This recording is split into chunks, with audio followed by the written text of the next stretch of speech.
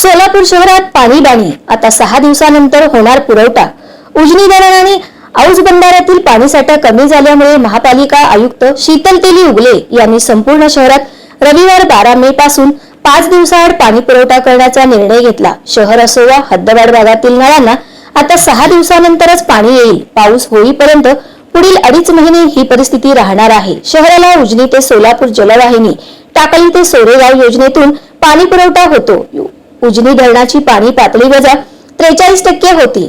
शहराच्या पाणी पुरवठ्यासाठी धरणातून भीमा नदीत पाणी सोडण्यात येईल। हे पाणी 20 मे पर्यंत औज बंधाऱ्यात पोहोचणार आहे। हे पाणी सोडल्यामुळे धरणाची पातळी वजा 50%हून कमी होईल। दुसरीकडे धरणाची पाणी पातळी कमी झाल्यामुळे पालिकेला उजनी पंपगृहावर तिबार पंपिंग करावे लागेल। या दोन्ही योजनांवर परिणाम होणार असल्यामुळे शहरात सरसकट 6 दिवसानंतर पाणी देण्याचा निर्णय आयुक्तांनी घेतला।